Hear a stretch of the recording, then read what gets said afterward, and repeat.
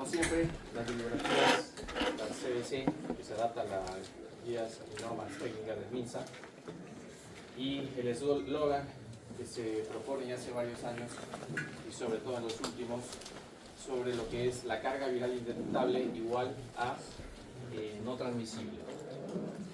¿Listo? Eso es importante recordar, ¿no? Y ahora lo vamos a saber. ¿Por qué? ¿Por qué hablamos de este eslogan que se propone no solamente en la OMS, OPS, sino a nivel mundial? Bien, para hablar de este tema, del VIH, hay que tener en cuenta algunas definiciones, pero antes de las definiciones siempre tener en cuenta la terminología. ¿Sí? La terminología, por ejemplo, ya no vamos a decir personas seropositivas, personas infectadas con VIH, personas con SIDA. Esa terminología ya no. Lo que se tiene que, y se propone y ya se está utilizando, son las siglas PVVS, ¿no? Personas o pacientes que viven con el VIH-Sida. Terminología también que es importante no mencionar personas, por ejemplo, llamarlas como prostitutas o prostitutos, sino trabajador o trabajadora sexual. ¿Sí? ¿Por qué? Justamente para no caer en la discriminación, en la estigmatización y mejorar la adherencia al tratamiento y tomarla como una patología más que se puede controlar. ¿Sí? Ahora bien, las definiciones, algunas cosas ya ustedes conocen, ya lo conocíamos, que es una infección crónica, ¿no? Que genera una inmunosupresión a nivel celular progresiva y profunda. Eso lo sabemos, pero quizás lo nuevo es lo que de repente ya hemos ido conversando en otras patologías, que hay un daño sistémico, ¿no? Por una inflamación persistente, en la que están involucradas pues una disbiosis, una alteración del microbioma, sobre todo específicamente del microbiota intestinal y otros ecosistemas que podemos tener. Es allí donde genera una inflamación persistente crónica que anteriormente, hace algunos años, se podría haber considerado como una respuesta adversa a los medicamentos, a la terapia antirretroviral. No que algunos en el curso de la evolución de la enfermedad pues iban mal, tenían una evolución desfavorable y hasta fallecían. Y se creía que lamentablemente podría ser por los medicamentos, eran nuevos, se combinaban, pues no. Hay una inflamación sistémica crónica que genera otras comorbilidades dependiendo del diagnóstico oportuno y el inicio del tratamiento. A veces es tardío, ¿no? Ya la enfermedad genera una inflamación crónica con algunas comorbilidades, como por ejemplo daño hepático, una hepatopatía grave, una enfermedad renal crónica, diabetes de difícil control, ateromatosis, dislipidemias, ¿no? Podemos tener. Entonces es importante considerar esto que es nuevo, el daño sistémico por inflamación persistente. Sabemos que es una condición, el VIH sí es una condición crónica tratable. ¿Y esto qué significa? Que la sobrevida es muy similar o muy cercana a la de una persona no infectada. ¿Sí? Entonces, podemos justamente hablar de esta figura que si tiene ya algunos años, pero todavía es muy vigente para entender esto de la expectativa de vida, la sobrevida, comparativamente hablando de una persona infectada y no infectada. Actualmente el promedio de diagnóstico de la mayor cantidad de la pirámide poblacional a nivel mundial es alrededor de los 15 y 17 años. Como diagnóstico y como muchas veces inicio de tratamiento. ¿Qué quiere decir esto? Que la exposición al virus ha tenido que ser en promedio, como se sabe, en un promedio de 5 años atrás. Por lo tanto, la población se ha tenido que exponer en esta población de 15 y 17 años a los 12 13 años. Entonces sabemos que la exposición y el contagio se da ahora a tempranas edades, por diferentes circunstancias. Pero acá tenemos, por ejemplo, en este ejemplo, un paciente promedio de edad 20 años, que hasta antes del inicio de la terapia antirretroviral o inicio ya de una terapia como monoterapia o terapia dual, teníamos que en el año 1995 a 1996, pues la sobrevida era más o menos aproximadamente 8 años. Es decir, que si el paciente tenía una infección detectada a los 20 años, ya sabía que probablemente iba a morir a los 28 años. Y esto nos remonta un poco al primer caso a nivel mundial en 1981 en Estados Unidos, ¿no? En Nueva York específicamente, que los primeros casos fueron varones, justamente, ¿no? Y en el Perú fue en el año 1983. Y ya se hizo la caracterización del virus, el fenotipo, en 1985, y a partir de allí se empezó a dar el tratamiento antirretroviral. Entonces aquí tenemos que en estos años 95-96 la expectativa era de 8 años aproximadamente. Y a partir del año 1997 al año 2000 en adelante, ya con la era de la terapia antirretroviral de alta intensidad o alta actividad, teníamos que la expectativa de vida iba aumentando, ¿no? 36 años, 45, 51, ya el año 2010 55 años, y ya en adelante, de 2003 en adelante, se habla de una expectativa de 60 años. Sumado a los 20 años que tenía el paciente, aproximadamente la expectativa a nivel mundial es de 80 años, ¿no? Promedio, entonces podríamos decir que es casi la misma expectativa de vida a los 80 años que podría tener una persona, evidentemente con un buen tratamiento, con un diagnóstico oportuno. ¿Listo? No hablamos de un paciente que de repente posiblemente fue diagnosticado tardíamente, con mala adherencia, ¿no?, al tratamiento. Bien, esto para entenderlo. Ya sabemos que la gran población más afectada en el mundo es la población africana. ¿Listo? La población del este, oeste, oriental, África occidental, ¿no? Ya se conocía a principios del siglo pasado que los primeros casos existía lo que era el VIS, ¿no?, el virus de inmunodeficiencia simiana, que ya se había detectado alrededor de 1910, ya algunos mencionan en la biología mucho antes, en el que ya se había encontrado en simios, en algunos primates, ¿no?, como vamos a ver, y que había, o a través de mutaciones, justamente habían pasado al ser humano. Y ahí los primeros casos se detectaron evidentemente en Estados Unidos, y en el Perú fue en el diagnóstico también un paciente varón en la Cayetano Heredia en Lima, ¿no? Fue el primer caso también en 1983. En Europa hay un alto crecimiento del uso de drogas endovenosas y por lo tanto es una población grandemente afectada en el este de Europa, alrededor de 2 millones. En total 39 millones alrededor del mundo. Latinoamérica es una población también afectada, que está la prevalencia está aumentando en 2.2 millones. Bien, como dijimos, hablando de las poblaciones afectadas ya, ¿cuál dijimos que es la población más afectada?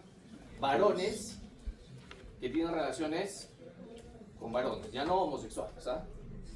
Tampoco eso. ¿Listo? Es la población más afectada, 23%. En segundo lugar, ¿quiénes tienen la población más afectada? En segundo lugar, son los clientes de los trabajadores sexuales. Muchos de ellos se olvidan de la profilaxis, ¿no? Quizás las trabajadoras sexuales sí tienen en cuenta mucho esto, pero los que no son, no se protegen, ¿no?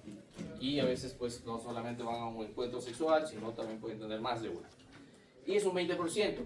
Poblaciones, por ejemplo, las trabajadoras sexuales 11%, personas que utilizan drogas endovenosas 9%, y las personas transgénero 2%. Aquí en el Perú, particularmente, y entre otras poblaciones de Latinoamérica, hay una gran población transgénero afectada, ¿no? Lo vemos, ¿no? Quizás en pantalla, lo vemos muy seguido, y es una población importante. Se habla de un 30%. Bien, en el Perú, como dijimos ya hablando localmente, desde 1983 al 2020, la población, la prevalencia, la incidencia, y no solo la incidencia, sino la prevalencia ha ido en aumento. A excepción de hablar pues del año 2020 con la pandemia, que generó pues subregistros y no se consideró la estadística como debía ser. Pero como vemos, el número de casos, vamos a ver a nivel de cada región y departamento. El Arequipa, estamos ubicados en el quinto lugar, si consideramos Lima y Callao por separado. Evidentemente Lima es el primer lugar por diferencia, ¿no? De acuerdo a la pirámide poblacional y la población en general, ¿no? El total de la población nos eleva la estadística. En segundo lugar, Callao, y la selva siempre ha sido afectada. Ellos, dentro de todos los departamentos, Loreto, ¿no? Luego La Libertad, luego Arequipa. Es cierto que esto quizás la estadística puede haberse cambiado en los últimos 3 o 5 años. Evidentemente, algunos dirán, pues ha habido una migración poblacional latinoamericana, en el que ha podido variar no solamente los clientes, sino también las trabajadoras o trabajadores sexuales, ¿no? Y esta estadística probablemente ha sido mucho mayor en algunos departamentos, dependiendo sobre todo de los departamentos del norte y centro, ¿no? Incluido en la nuestra también. Bien, se habla en el Perú al 2020 de 136.396 casos reportados por PVVS, ¿no? Pacientes que viven con VIH-Sida. Ahora bien, esto ya lo conocen. Anteriormente se conocía el VIH como un género de lentividad, ¿no? De evolución lenta. Esto ya no es así. Sabemos que va a depender de factores del virión y del huésped, ¿no? Sobre todo mucho ahora del huésped, del diagnóstico, del inicio de tratamiento, y es de la familia Retroviridade porque es un mecanismo de transcripción inversa a través de la transcriptasa reversa o inversa. La estructura, tenemos, ya sabemos, la parte de la envoltura. Pacientes que viven con VIH-Sida. Pacientes que viven con VIH-Sida. Está decidoso.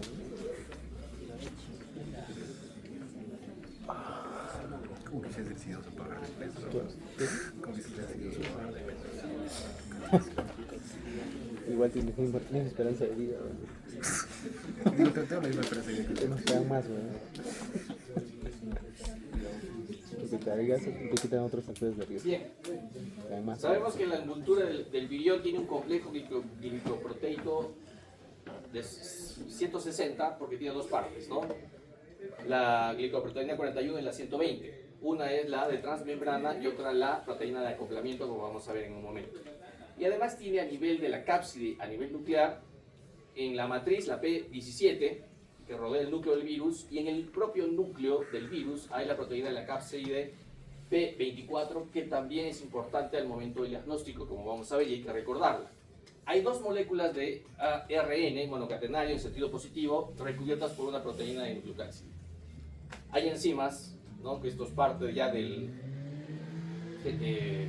se va a codificar por el gen POL de polimerasa, ¿no? Y tenemos la enzima transcriptasa inversa, la integrasa y la proteasa. De los subtipos de VIH ya sabemos que el más frecuente es el VIH tipo 1 a nivel mundial y en el Perú. Es muy similar al VIS, ¿no? Virus de inmunodeficiencia del simio, en chimpancés. Y 4 subtipos, el MNOP. El más frecuente de ellos es el subgrupo M, 90%. Dentro de este subgrupo se puede subclasificar con letras de la A a la H, igual que en el tipo 2, VIH tipo 2, que tiene una infecciosidad más baja y una virulencia también menor. Esto en África Occidental, sobre todo, ¿no? Y es muy similar también al virus del VIS, pero de especies primates en monos Mangabeyi tiznados, ¿no? Y como dije, hay subgrupos de la A a la H, en el que el del virus tipo 1, el más frecuente de estos subgrupos es el tipo B. Sabemos que la transmisión puede ser a través de fluidos, sangre, semen, lactancia, la leche materna, secreciones vaginales. Por lo tanto, la lactancia está proscrita, salvo en el África, en algunas regiones de extrema pobreza, en que la mayoría de pacientes fallecen no por VIH, sino por hambre, ¿no? Entonces ahí no se proscribe la lactancia. Entonces hay que tener en cuenta eso. El genoma del virus tiene 9 genes que codifican 15 proteínas virales. Ya sabemos el gen de la envoltura, el gen GAG, que es un grupo de antígenos, grupo específico, que significa GAG, y el gen de la polimerasa. Ya hemos visto la de envoltura, el complejo glicoproteico 160 del GAG, que es las glicoproteínas P24 y P17. P24 que sirve para medir y se puede medir y se puede hacer diagnóstico, y el gen de la polimerasa, que ya hemos dicho justamente la transcriptasa inversa, integrasa y proteasa. Y hay otros elementos regulatorios que muchos hablarán en los próximos años, sobre todo el TAT, el REV, ¿no? BPR, en fin, pueden haber varios. Esto es importante para entender no solamente la fisiopatología, sino también para entender el mecanismo de acción de los medicamentos antirretrovirales. Como dijimos, tenemos en la parte superior este complejo glicoproteico 120-41, ¿no? Que justamente el GP41 es el que es el transmembrana y que permite acoplarse a la pared, a la membrana del linfocito CD4. Pero ustedes habrán escuchado muchas veces en algunas bibliografías pacientes que se han curado del VIH, ¿no? Por ejemplo, el famoso paciente de Berlín que se lo reporta mucho en la bibliografía como un caso modelo, entre otros, ¿no? ¿Qué tiene de particularidad? Porque muchas veces se duda de la evidencia, si es real o no. Pero hasta lo que se sabe, y la evidencia indica que este tipo de pacientes, al analizar su plasma, se había identificado que no tienen algunos correceptores en los linfocitos CD4. ¿Y cuáles son los correceptores? El CCR5 y el CXCR4, donde se van a unir justamente este complejo glicoproteico del virión, ¿no? En la parte superior.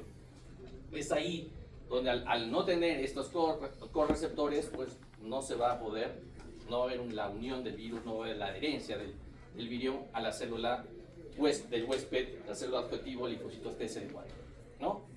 Entonces, tenemos 7 procesos que se han resumido en general. Las bibliografías hablan de 7, algunos 8, pero en general son 7.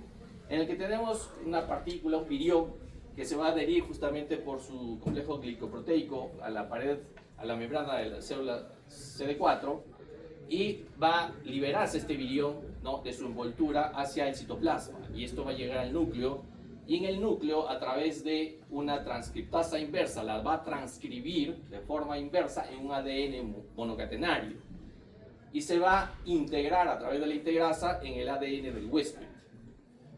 Y a través viene, utilizando el mecanismo o el ensamblaje de la célula del huésped, el ARN mensajero lo va a transcribir en otras copias de ARN viral, que se van a llevar al citoplasma y por un mecanismo de maduración y proteasas de camuflaje van a llegar a la membrana y van a ser exocitadas fuera de la célula, y este proceso se va a dar en diferentes células, ¿no? Y se va a replicar y replicar el mismo proceso o mecanismo. Bien, el curso clínico del VIH, que ustedes lo conocen, esto es lo clásico. Solamente recordar que esto ha variado también. Por ejemplo, tenemos aquí un tiempo cero de exposición, en el que a partir del tiempo cero tenemos en promedio unas 3 semanas en el que va a aumentar exponencialmente la carga viral, el número de copias de ARN del virus, ¿no? Como vemos en línea roja. Y a la vez sabemos que los linfocitos CD4 en promedio, en rango normal, son de 500 a 1500, van a ir descendiendo a medida que aumenta la carga viral, ¿no? La línea en azul. Para que en algún momento, a través de los anticuerpos neutralizantes del huésped, van a mantener más o menos estable, después de pasar por una fase aguda, un síndrome retroviral agudo, ¿no?, y en el que puede haber una diseminación del virus, pasamos a un tiempo de latencia. Y esto, llegando a un promedio de 10 años, pues se puede manifestar con una fase, un periodo de enfermedades oportunistas, ¿no?, aumentando la morbimortalidad en el paciente sin tratamiento. ¿Listo? Y ahí tenemos en el otro lado pues la viremia, la carga viral, ¿no?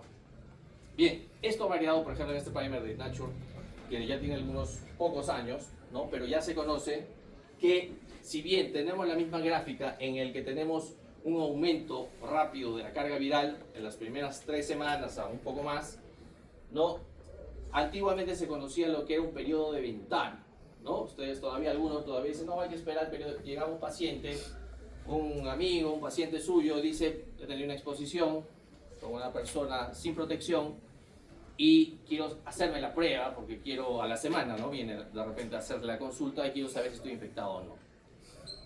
Entonces se decía, anteriormente se le mencionaba, tienes que esperar que avance tu periodo de ventana, en promedio 4 o 6 meses, para poder hacer las pruebas serológicas.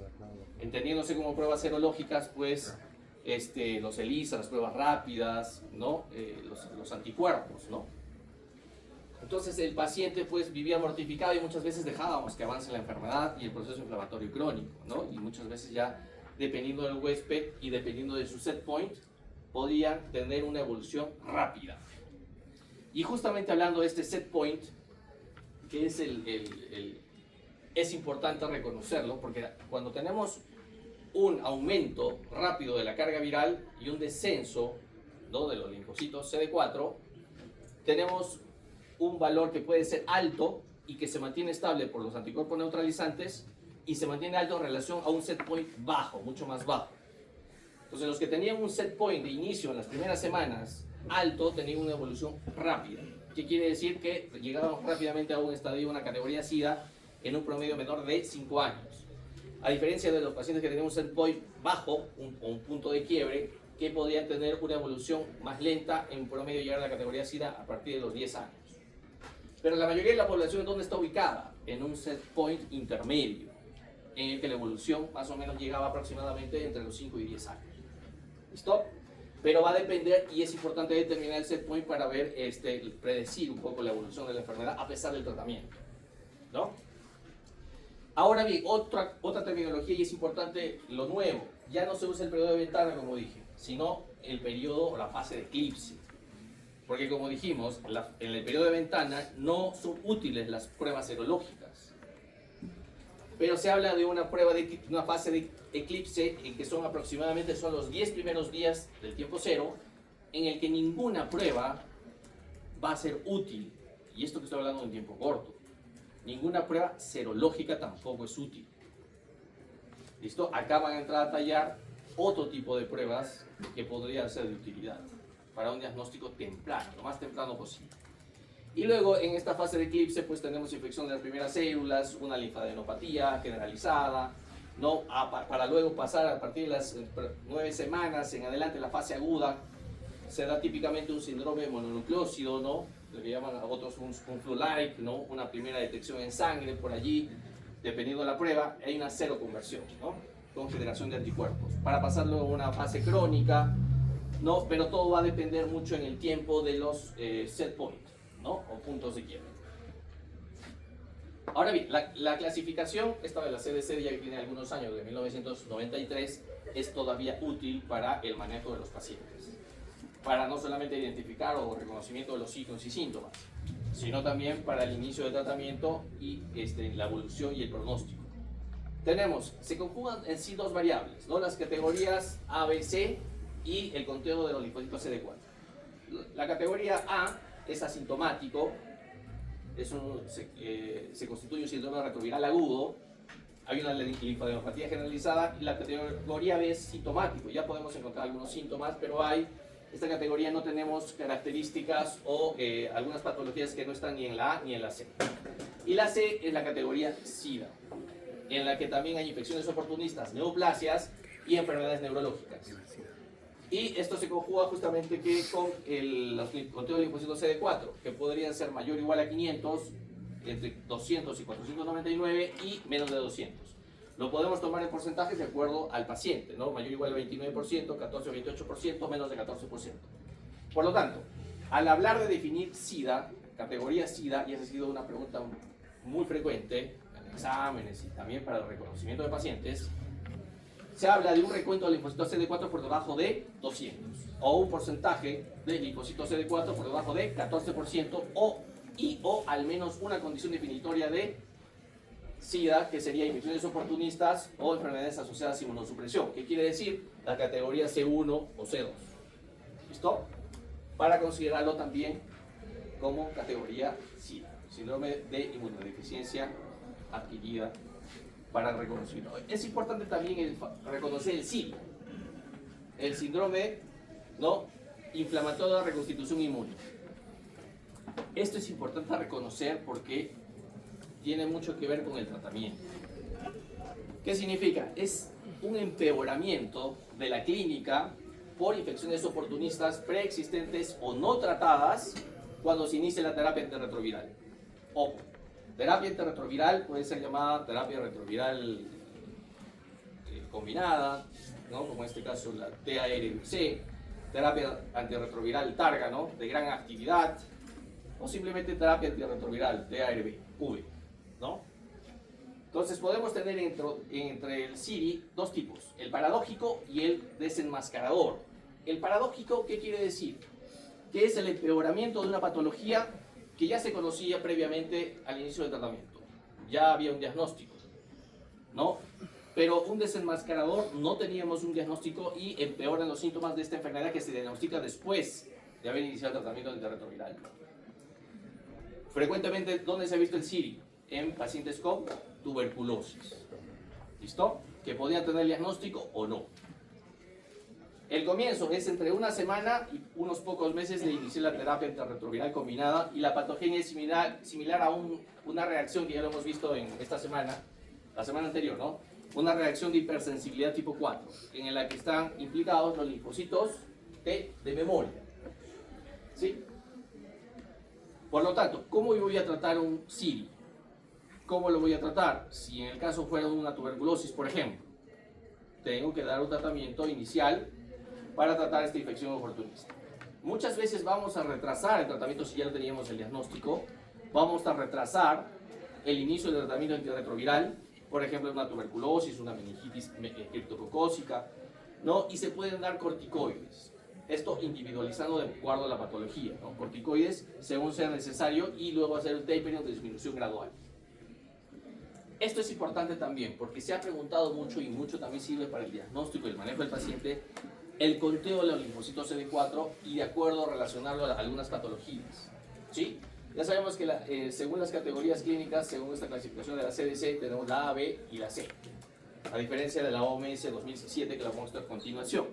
Por ejemplo, si yo tengo un paciente que posiblemente llega a ser evaluado y tiene disminución de la visión progresiva, y al medirle los linfocitos CD4 están por debajo de 50 o 50, pues podría ser con alta probabilidad una retinitis por citomegalovirus.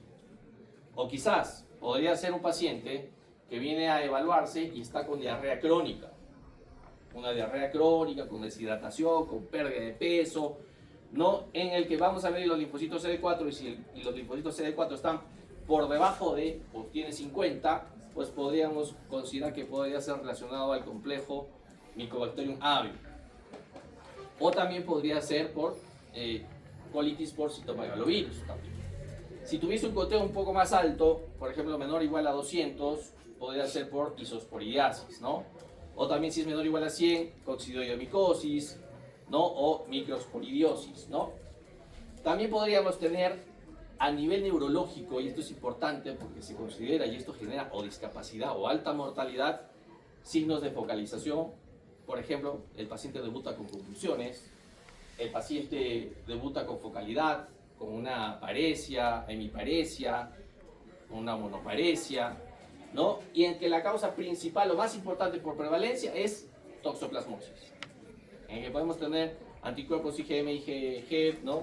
Positivos, ¿no? Esto evidentemente todos quizás hemos tenido contacto con las heces de los gatos, y por eso es importante. Y en segundo lugar son los linfomas, que si bien pues el linfoma más frecuentemente encontrado, y en general con la población en general, por estadísticas sabemos que el linfoma más frecuente es el linfoma no Hodgkin, en el que tiene una gran clasificación de acuerdo a las estirpes celulares, que está incluido aquí el linfoma de Burkitt, el inmunoblástico, en fin, hay una gran clasificación en relación al de Hodgkin, que es en menor proporción, y que debuta en segundo lugar con focalidad, convulsiones. ¿Listo? Pero también es importante reconocer que puede haber también una meningitis por criptococosis con un conteo menor o igual a 100 linfocitos CD4. Tuberculosis. Si bien el conteo, y acá no está escrito, el conteo puede ser clásicamente encontrado cuando debuta con una tuberculosis pulmonar el paciente, el conteo suele estar por debajo de 200. Pero hay pacientes, dependiendo las características del huésped o el set point, podemos encontrarlo en diferentes números de linfocitos CD4. Es muy variable. ¿Listo? No siempre vamos a encontrar por debajo de 200. Puede ser con 300 y ya tiene una infección, una tuberculosis pulmonar o de repente hasta biliar. Neumonías bacterianas. Pueden ser neumonías, sobre todo ¿de qué tipo? Atípicas. Sobre todo porque hongo, ¿no? Porque ya no es parásito, ¿no? No. Es el... ¿Cuál? Neumocistis carini y Ovesi, ¿no? Ya Carini salió del contexto para VIH, ¿no? Justamente él hizo los primeros estudios a inicios del siglo pasado, ¿no? Y se vio que las características eran un parásito, justamente de ratas, roedores, pero vino Carini, vio que las características en humanos eran distintas, ¿no? Características fenotípicas y comportamiento de un hongo, ¿no? Una micosis. que puede ser a nivel pulmonar o sistémica. Y por eso le cambiaron ya el nombre por el apellido de este investigador, ¿no? Esto muchos años después. Bien, acá podemos tener también el primer caso a nivel mundial se diagnosticó debutó con neumonía típica y con sarcoma de Kaposi, ¿no? Lo que se conoce ahora. Y para esto sabemos que, ya dijimos, neumonías bacterianas también, o neumonías por este hongo de Pneumocystis jirovecii. Tenemos el sarcoma de Kaposi con goteo por abajo de igual a 500. Pero también pueden debutar también con infecciones por Bartonella enselae, ¿no? Que es el arañazo del gato, ¿no? Angiomatosis basilar. Y aquí tenemos algunas clasificaciones que van a debutar. Por ejemplo, acá dijimos la candidiasis oral, es más localizada. Ya hablamos de una candidiasis esofágica, ¿no? Que ya no se desprende este buget, ¿no? Ya es más adherido, consangrado. La clásica acá de la categoría B, la lengua negra, ¿no? Que es la leucoplasia vellosa oral.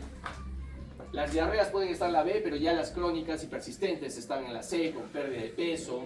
Puede haber herpes zóster, ¿no? Ya no solamente a nivel torácico, en un segmento, ¿no? Un dermatoma 2, sino en la cara, ¿no? Bilateral, unilateral, ¿no? Con gran dolor, ¿no? En fin, tenemos sepsis, la leucoencefalopatía multifocal progresiva, que también da una encefalopatía, desorientación, que genera discapacidad muchas veces, si logra sobrevivir.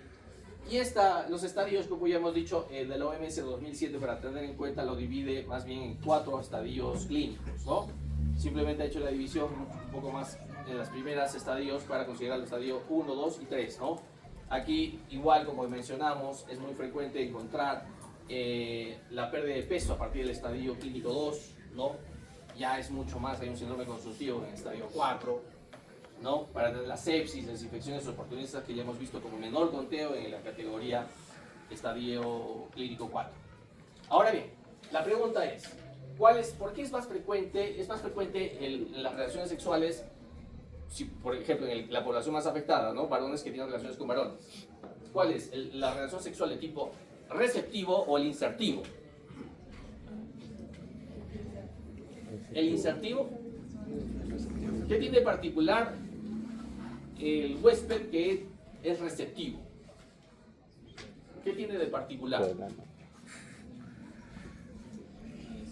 Ya estamos muchos años después en esto y ya se conoce, ¿no? ¿Cuál es la característica que lo hace que esta población sea más frecuentemente contagiada, ¿no? Infectada. Desgarro de la mucosa anal, recto anal. Algunos dirán, la mayoría, sí es parte de la forma del mecanismo, pero ya les mencioné que tiene que ver mucho el microbioma o una disbiosis, alteración. Y el gran reservorio en este caso es el intestinal, a nivel sobre todo de la región recto-anal, donde vamos a encontrar gran cantidad de receptores con sus microcitos CD4. Sí, también en segundo lugar hay una gran cantidad, pero en menor proporción en el glande, ¿no? En el pene también. Pero es allí, y justamente además del desgarro, la mucosa, que se dan justamente la mayor población que se contagia. Y es justamente de 10.000 exposiciones, 138 van a contagiarse o infectarse. La transfusión sanguínea, 9.250 de 10.000 exposiciones. El pinchazo o la exposición percutánea, ocupacional, que aquí hay que tener mucho cuidado ahora que, no solamente ahora, sino el siguiente año que ustedes estarán en el internado médico, hay que tener mucho cuidado con el pinchazo. ¿Dónde más frecuentes se van a dar? Tomar muestras de sangre, la toma de gases arteriales o en sala de operaciones. Cuando entren como ayudantes muchas veces a separar o ayudar con el campo operatorio, ahí hay que tener cuidado, no solamente del cirujano, de las enfermeras que manejan el bisturí, las jeringas, tengan mucho cuidado porque ahí es donde se dan el mayor número de contagios, ¿ok? Entonces, mucho cuidado, son 23 por 10.000 exposiciones. Si bien es bajo, pero de todas maneras hay que dar tratamiento profiláctico bajo ciertas circunstancias, como vamos a ver. Las mordidas y otras cosas, bueno, no tienen fundamento estadístico ahí. Ahora bien, el diagnóstico. Esto sí me sirve y es muy importante para el diagnóstico dependiendo de los días que yo hago las pruebas. 10 días, 15 días, 20 días, 30 días, 40 días. Acá, dependiendo del número de días, voy a hacer la prueba. Y hay que tener en cuenta dos términos o dos pruebas importantes. ¿En qué consiste? La prueba rápida, que es la toma de sangre capilar y que el diagnóstico lo puedo tener en 30 minutos de forma ideal. No siempre es así. Y la prueba ELISA, que es una reacción por quimioluminiscencia, o reacción fotónica de luz, en la reacción antígeno-anticuerpo. ¿Ya? Y esto lo vamos a ver pruebas, por ejemplo, de ELISA de primera a cuarta generación. Normalmente los establecimientos de salud podrían tener pruebas rápidas también de primera a cuarta generación o pruebas ELISA de primera a cuarta generación. En salud, por ejemplo, en el Hospital de Nahuara, HNCASE, pues se manejan pruebas al menos de cuarta generación, ELISA. ¿Listo? ¿Y por qué? ¿Y en qué consiste? Las de primera generación, ¿qué van a detectar? Inmunoglobulina G, IgG. ¿En qué tiempo? Entre 35 y 45 días. La segunda generación, igual IgG, entre 25 y 35 días, un poco menos. Tercera generación, IgM-IgG, todos anticuerpos de 20 a 30 días. Y la de cuarta generación, además de los anticuerpos, la proteína 24, ¿se acordará? ¿No? A nivel nuclear. El antígeno P24, entre 15 y 20 días. ¿Listo? Entonces es un tiempo más corto, se darán cuenta, 15 y 20 días. Debe haber una prueba confirmatoria, ¿sí? El Western blot, Immunoblot, ¿no? Porque sabemos que las pruebas de ELISA, entre menor sea su generación, van a ser de alta sensibilidad y no tanta especificidad. Una prueba que diagnostique con alta sensibilidad, el 100% no existe para VIH. Se acerca al 100% en la actualidad a partir de las de cuarta generación. Pero son de alta sensibilidad y no tanta especificidad. Entonces, el Western blot me va a detectar los dos anticuerpos, pero es prueba confirmatoria, pero miren, hay que esperar hasta 45 o 60 días. Es bastante tiempo para confirmar y yo decía, este paciente está confirmado con VIH. Pero hablé de la fase de eclipse, se acordarán, en la que las pruebas serológicas y el menor tiempo posible de detección son, dijimos, 10 días, ¿no? Pero miren, si yo tengo en promedio pruebas, ya no me van a servir las pruebas serológicas, ¿no? Por lo tanto, las de arriba no me van a servir. Pero sí me van a servir pruebas como que medir la carga viral, que es una prueba directa. Las otras son pruebas indirectas. La prueba directa, que me sirve también para el manejo y la evolución de la enfermedad, ¿no? Yo tengo pruebas de carga viral ultrasensible que lo puedo encontrar o medir el RNA, más de 10.000 copias, me hacen el diagnóstico como positivo, ¿no? O detectado, o mejor dicho, una carga viral que puedo entre los primeros 5 días hacer el diagnóstico. Y una prueba sensible que puede ser detectado el RNA del virus entre 10 y 15 días.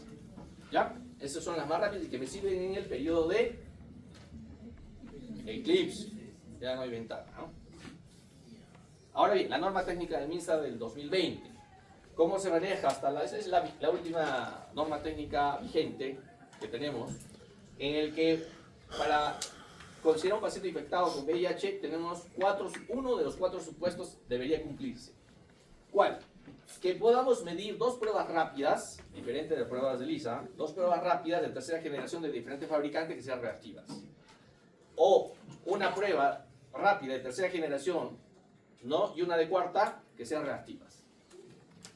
O una prueba de tercera o cuarta generación y un ELISA que sean reactivos. O una prueba rápida de tercera o cuarta generación con un resultado confirmatorio, Western blot, Immunoblot, inmunofluorescencia indirecta también, ¿no?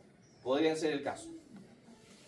Y en el tamizaje, es muy diferente el tamizaje, el tamizaje o screening, es muy distinto. Hablar, por ejemplo, debo hacer una prueba inicial. Si la prueba inicial, ¿no? Que puede ser pruebas rápidas, me salen negativos, no reactivos, se considera que es negativo. Pero si sale positivo o reactivo, tengo que hacer una segunda prueba de tamizaje, que son pruebas ELISA de tercera generación, de cuarta generación, o de repente pruebas confirmatorias. En este caso, si me sale positivo, pues el paciente ya está confirmado y voy a medir carga viral y luego voy a iniciar mi tratamiento antirretroviral. Cuidado, siempre pedir carga viral y también se propone sobre todo eso, pero va de la mano medir también la relación o los linfocitos CD4 y CD8. ¿Sí? ¿Para qué? Para establecer que su set point, ¿no?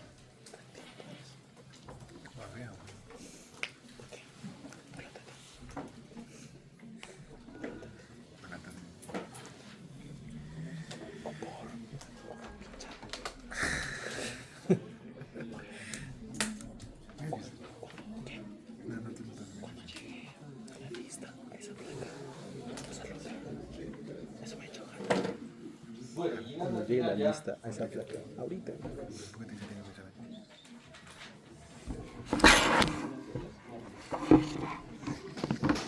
pueden haber pruebas discordantes en el que se pueden tomar ELISAs asociados a otras pruebas confirmatorias. También solamente manejo de ELISAs, ya no ser pruebas rápidas ni de tercera o llegar a una pedina de cuarta generación. También se puede hacer cuando tenemos pues una positiva y la otra negativa. Ahora bien, ya el tratamiento antirretroviral. Ya les mencioné los 7 procesos y es ahí donde van a actuar los medicamentos antirretrovirales. ¿Cuáles son los que más se están utilizando? Si bien están en auge, en la actualidad está en aumento la utilización, por ejemplo, a nivel de la unión, ¿no?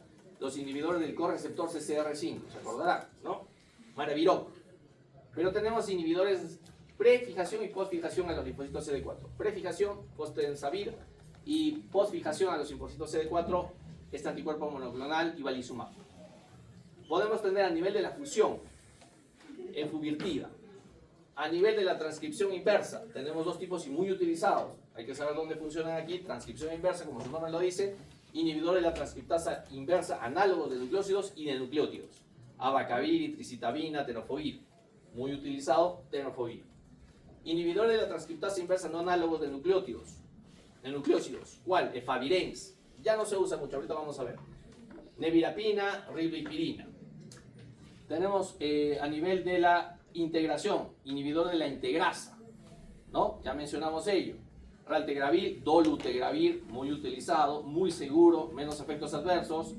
Victegravir, y el cabotegravir. Este medicamento se está utilizando últimamente bastante en algunas regiones, sobre todo en Estados Unidos y Europa, porque es vía parenteral. Inicialmente se da cada 2 semanas, luego cada 28 días, mejora la adherencia. Ya el paciente lo está tomando diariamente vía oral con algunos efectos adversos. Inhibidores de la proteasa, ritonavir, darunavir, ¿no? Entre otros. ¿Listo? Ahora bien, mencioné, se acordarán de la sidubudina, que es un inhibidor de la transcriptasa inversa de nucleósidos y de nucleótidos. El AZT no se utiliza mucho en la actualidad, solo para recién nacidos. ¿Por qué? Porque es anemizante. Genera anemia en gran proporción en un gran número de pacientes y neutropenia. ¿Listo? Además de síntomas gastrointestinales, cefalea, diabetes, hepatitis colestásica. También otro es la lamivudina, la entricitabina y la lamivudina. La lamivudina de ellos se sigue utilizando en los esquemas de tratamiento, es muy utilizado. Tiene algunos síntomas, por ejemplo, pancreatitis en niños, o puede dar hepatitis grave, ¿no? Si hay coinfección con hepatitis B y se retira el medicamento, puede dar una hepatitis grave. Abacavir, también, reacciones de hipersensibilidad se han descrito. El tenofovir, muy utilizado, tiene 2 presentaciones. Tenofovir, alafenamida, y tenofovir, isoproxil, fumarato. ¿En cuáles se usa si hay un paciente con lesión renal, síndrome de Fanconi y pérdida de peso? Se debería utilizar la última presentación, tenofovir, isoproxil, fumarato. ¿Ya? Es mejor tolerado. ¿Listo? Ahora bien, los inhibidores no nucleósidos de la transcriptasa inversa. Se acordarán también el efavirenz, la doravirina. ¿Cuál es el problema? Ya no se usan mucho, ¿por qué? Porque dan trastornos neuropsiquiátricos. Por ejemplo, disforia, disminuye la concentración, mareos, ¿no? El paciente a veces está inquieto, no duerme, ¿no? Y tenemos en este grupo también la nevirapina, pero puede dar en algunos pacientes necrosis hepática, erupciones, reacciones graves y cutáneas bajo ciertas circunstancias. Los inhibidores de la proteasa, los de camuflaje, ¿no? Finalmente en el citoplasma. El navir, con terminación navir, ¿no? El atazanavir, que da un síndrome colestásico, ¿no? Inhibiciones de enzimas fosfatasa alcalina, GGTP, sobre todo darunavir, hepatotoxicidad, ritonavir, lopinavir, trastornos gastrointestinales y alteraciones de los lípidos. Y finalmente, los inhibidores de la transferencia de la cadena de la integrasa, terminan en gravir. Raltegravir, dolutegravir, que hemos dicho que se utiliza en los esquemas, en todos los esquemas. ¿Por qué? Solamente eleva ligeramente la creatinina, pero es reversible. Es muy segura, salvo algunas excepciones, ¿no? Inductores enzimáticos como la rifampicina, que aumentan su metabolismo, pero en general es bien tolerada. El victegravir, también algunos con síntomas gastrointestinales, diarreas, ¿no? Se pueden utilizar. Ahora bien, ¿cuál es el esquema a usar?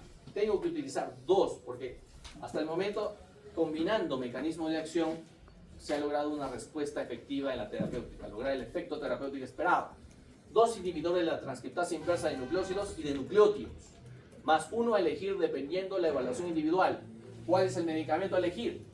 Con más frecuencia, el más aceptado, el mejor tolerado, con menos efectos adversos, dolutegravir.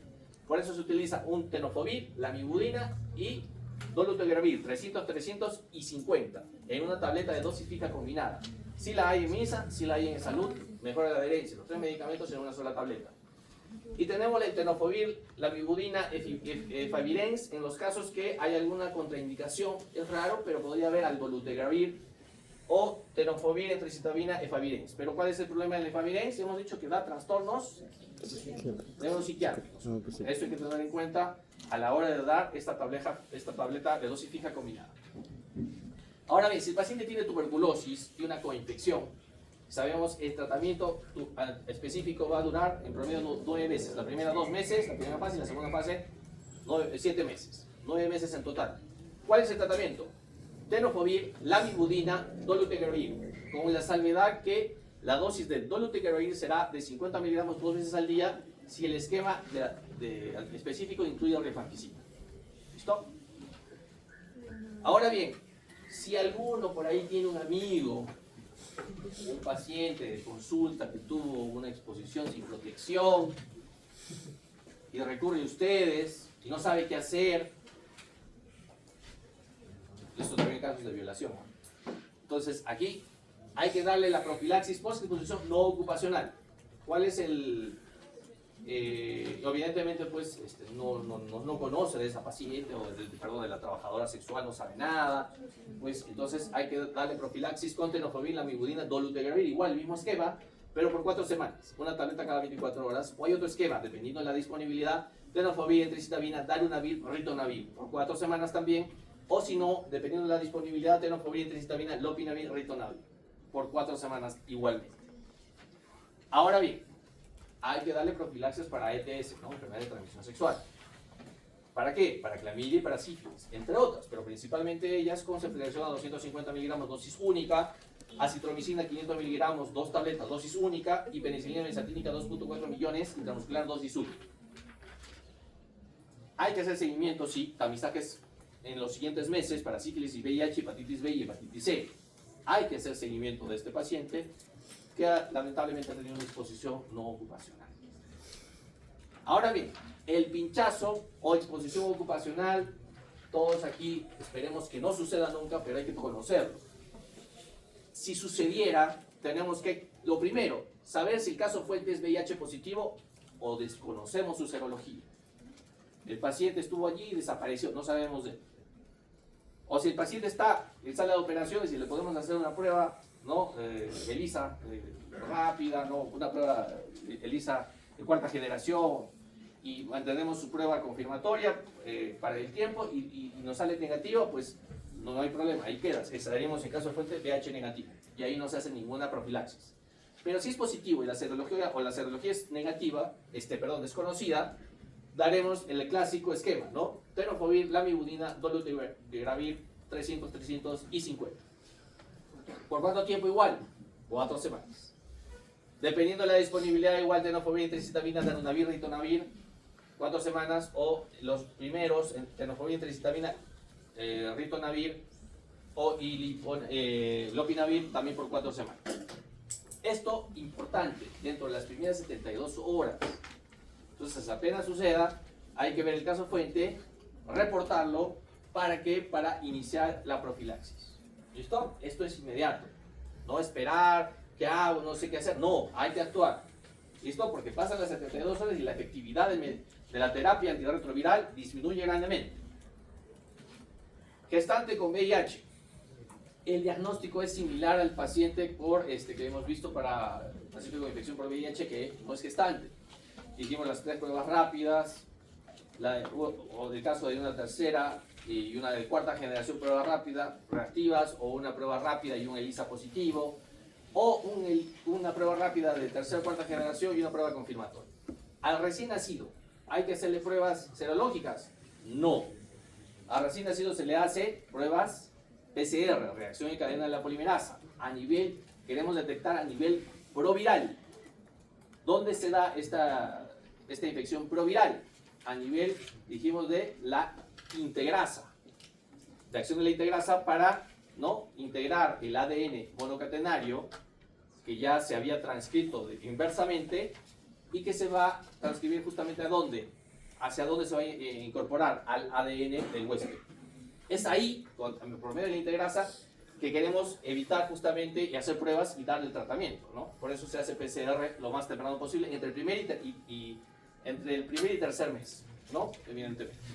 Entre más temprano mejor. Ahora bien, ya para terminar, tenemos VIH en la gestación. Podemos tener 3 escenarios. Quienes acá sean ginecólogos, estén rotando por un servicio de ginecología, tenemos que reconocer 3 escenarios para ustedes. Para que no se les puede escapar una gestante, por ejemplo, que una gestante con VIH diagnosticada durante la atención prenatal, viene donde ustedes, se hace un control prenatal, se le hace pruebas, o ya se le estuvo en curso haciendo pruebas y sale VIH positivo, pero que este paciente no recibió tratamiento antirretroviral, se perdió en el camino y llega a su parto, y ya teníamos por antecedente que era una PPBS, sin tratamiento se le va a iniciar este esquema. Tenofovir, entricitabina, raltegravir, ¿no? Los 2 primeros medicamentos son una tableta cada 24 horas y el raltegravir cada 12 horas. El recién nacido, ¿qué va a recibir? Sidobudin, por 4 semanas. O un segundo escenario, la gestante con VIH que estuvo recibiendo terapia antirretroviral antes del embarazo, ya había sido paciente conocida, llega aquí a la atención de su parto. Entonces, puede haber 2 posibilidades acá con la atención de parto. Que pueda hacerse una cesárea, que disminuye el riesgo pero no lo elimina, o un parto vaginal. ¿Cuándo vamos a optar por cesárea? Cuando la carga viral es más de 1000 copias. Y si es menos de 1000, se puede optar por parto vaginal.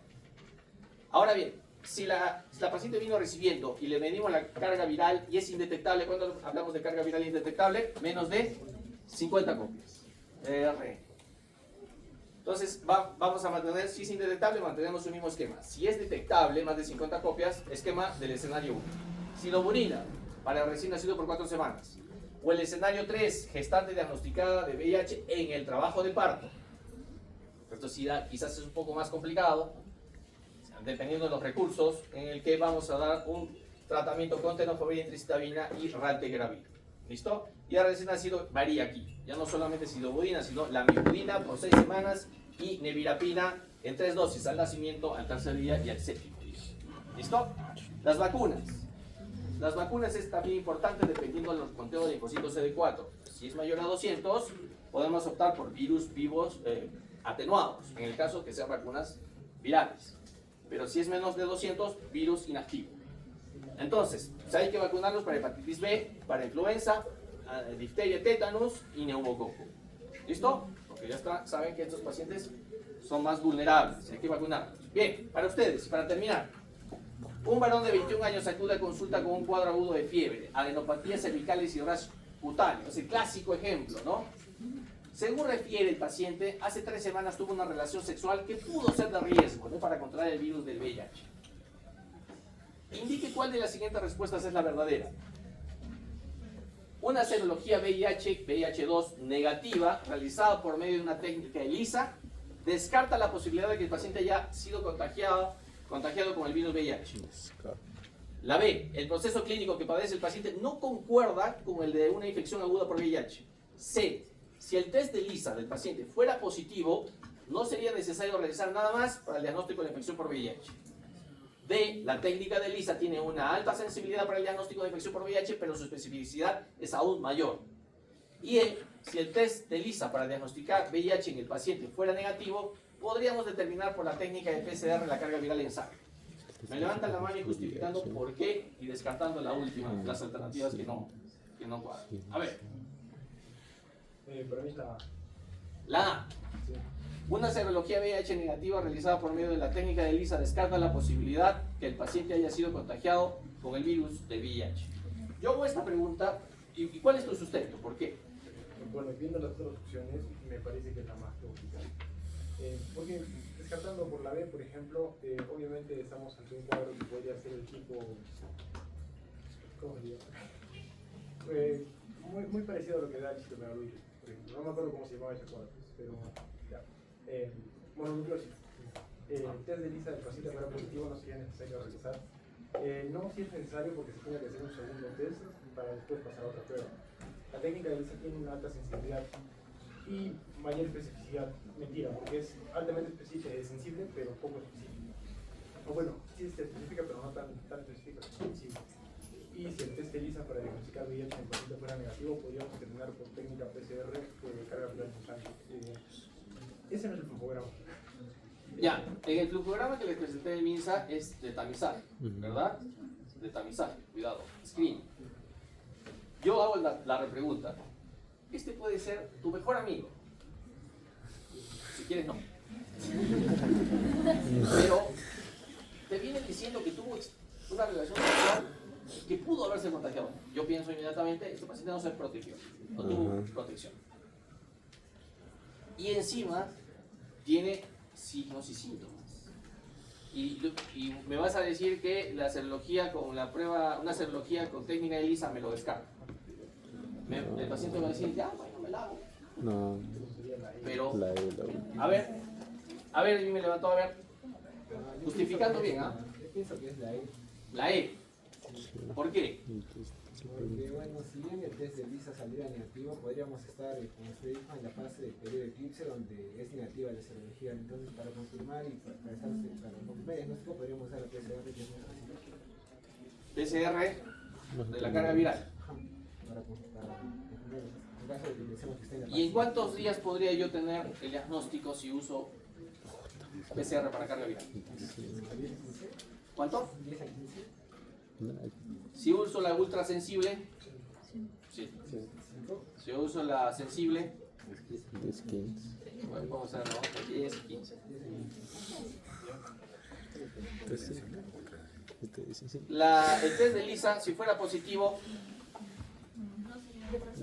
si fuese positivo, ¿quedo ahí o le tengo que hacer otra prueba? Igual si es otra. Siempre pruebas confirmatorias, salvo que ya hemos hablado, sea una prueba de carga viral, PCR, reacción en cadena de polimerasa, como a los recién nacidos. Listo, y esa fue la idea, ¿no? Quizás estuviste cerca, pero el tema era darnos cuenta o leer bien las alternativas, solo era eso, creo. Tengo que hacer, la última opción es la evidentemente clara, ¿no? Pero pueden venir preguntas así, solamente que hay que darnos la molestia de revisarlo un poquito más. Listo, quedamos aquí. Gracias.